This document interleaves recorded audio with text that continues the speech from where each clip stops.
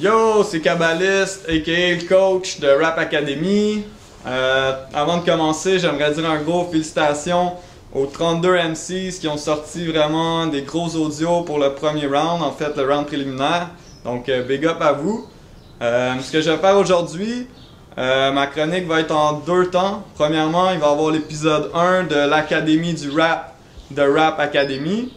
Donc on va définir ensemble des termes de base.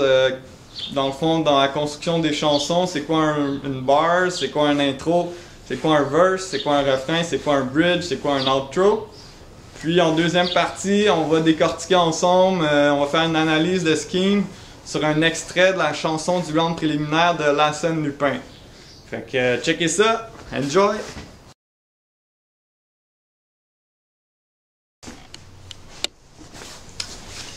Donc, bienvenue à l'Académie du Rap de Rap Academy, épisode 1. Ce qu'on va faire aujourd'hui, on va définir des concepts vraiment basic dans le rap. C'est quoi une bars? Une bars, premièrement, il faut connaître la musique. La musique, traditionnellement, c'est 4 temps qui se répètent. 1, 2, 3, 4. 1, 2, 3, 4. Dépendamment de la vitesse de ce 1, 2, 3, 4 là, ça va être le tempo du beat. Puis, les bars, dans le fond, c'est les paroles qu'on peut dire sur ces 4 temps-là. Ensuite, c'est quoi un intro? Quand on parle d'intro, on veut dire une introduction. On parle soit de l'intro de l'instrumental, soit de l'intro du texte. Donc, si on parle de l'intro du beat, c'est tout le petit passage avant que le beat embarque vraiment. Donc, soit ça contraste, soit ça reprend des éléments de l'harmonie, des mélodies ou de la rythmique. Puis ça sert à créer un peu un momentum. C'est un espace où il y a moins de contraintes, donc les beatmakers sont plus libres. Les rappers disent des blop un peu n'importe quoi, vont se name drop, le nom du projet, le nom du studio, whatever. Puis that's it. Dans le texte, c'est là qu'on va setter l'atmosphère, le contexte. On va donner des outils à l'auditeur pour qu'il comprenne bien ce qu'on va lui donner par la suite. Donc on essaye aussi de répondre aux questions qui, quoi, comment, où, pourquoi, surtout si c'est un storytelling. Ensuite, on a le verse. Un verse c'est quoi? Ben, c'est toute la viande, c'est là que tout le sens du texte est. Donc c'est souvent divisé en strophes de 4 bars. On a soit des verses de 16 bars, des verses de 12 bars, ou même dans la musique pop, on a parfois des verses de 8 bars. Plus qu'on a de bars, plus qu'on est dans le sens, moins on a de bars, plus qu'on est dans la musicalité, le flow, ces choses-là. Donc ensuite, on a le refrain. Le refrain, c'est quoi? C'est 4 bars répétés 2 fois, traditionnellement, donc 8 bars, entre les refrains qui viennent soit contraster, soit intensifier le vibe. Souvent, les beatmakers vont rajouter un instrumental ou deux dans le refrain pour qu'on puisse le reconnaître par rapport au verse. Aussi, c'est le moment le plus accrocheur du track, c'est pour ça qu'on appelle ça un hook. Après ça, on a le bridge. C'est quoi un bridge? Ça ressemble beaucoup au refrain, sauf qu'il n'y a pas nécessairement l'élément de répétition. Le but du bridge, c'est de venir casser la prévisibilité du track. Donc, on va souvent le mettre entre le deuxième refrain puis le troisième verse, ou encore dans un verse de 32 bars, entre la 16e puis la 24e bars. Donc le but c'est vraiment de casser la monotonie. Ensuite on a l'outro. Donc l'outro c'est comme l'intro, soit sur le beat, soit sur le texte. Si on parle du beat, ben c'est là que le beat va mourir tranquillement, ou au contraire arriver au point culminant avant de dead. Puis c'est une autre place où les MC vont se name drop, vont faire un peu de blob, vont name drop le projet, whatever. Dans le texte, c'est le punch le plus important du track. C'est comme dans un trailer policier, la clé qui permet de comprendre l'énigme.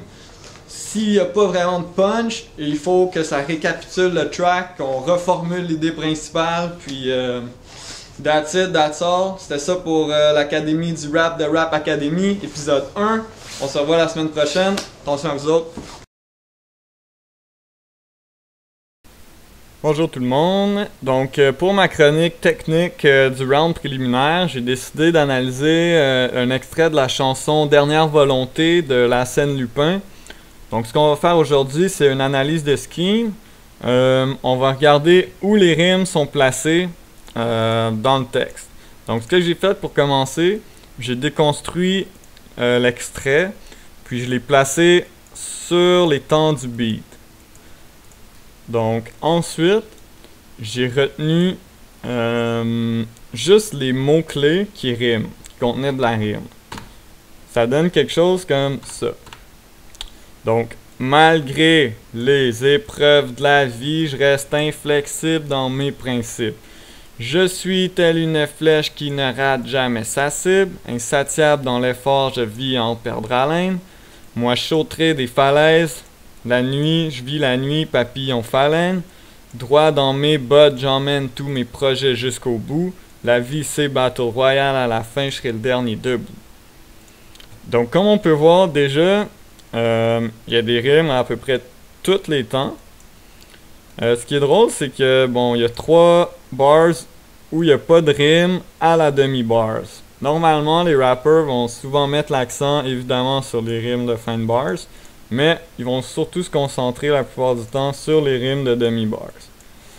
Mais la scène Lupin a son propre style et c'est bien correct comme ça. Donc, on voit déjà qu'il y a beaucoup de rimes, mais j'ai poussé l'analyse encore plus loin. J'ai gardé toutes les syllabes qui contenaient une rime, dont le son rimait. Ça donne quelque chose de pas mal plus intéressant. Boum! Donc, ça, c'est les sons. A, E, A, I. Malgré les épreuves de la vie. OK? J'ai mis des couleurs pour faire ressortir les rimes encore plus. Fait qu'on voit, il y a beaucoup de rouge. J'ai mis les et puis les est ensemble parce que, dépendamment de l'intonation sur le spit, ça peut passer facilement pour une assonance. Donc, on se retrouve avec quelque chose comme malgré les épreuves de la vie, je reste inflexible dans mes principes. Je suis telle une flèche qui ne rate jamais sa cible. Insatiable dans l'effort, je vis à n'en perdre haleine. Moi, je sauterai des falaises, je vis la nuit, papillon phalène. Droit dans mes bottes, j'emmène tous mes projets jusqu'au bout.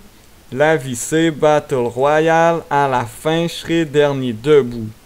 Donc, wow, c'est complètement fou. Il y a environ 3 syllabes qui riment dans le pattern par bars. Par temps, excusez-moi, par temps. Fait qu'il y a une moyenne de 12 syllabes qui riment par bars. Complètement fou. Je te donne un gros props là-dessus. La scène Lupin, man, je pense que t'as vraiment tué le scheme sur cet extrait-là. Mais, je te garde aussi mon prix citron parce que t'as fait quand même une grosse bévue, je dirais. Ce qui devrait vous sauter au visage, c'est que ce pattern-là, c'est pas un pattern de 8 bars, c'est un pattern de 6 bars. Il manque 2 lines pour compléter le pattern.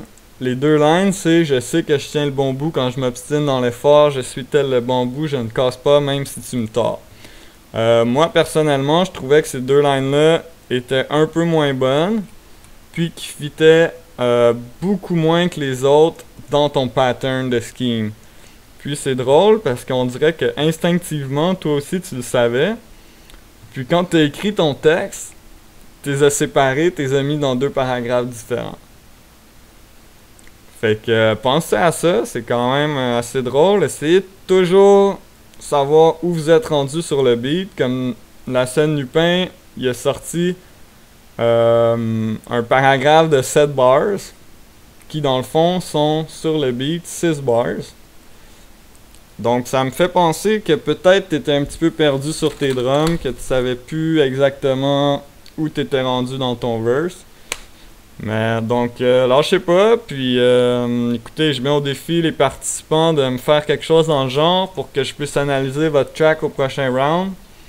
Fait que keep it up, step up vos games, puis on se revoit la semaine prochaine. Attention à vous autres, ciao bye.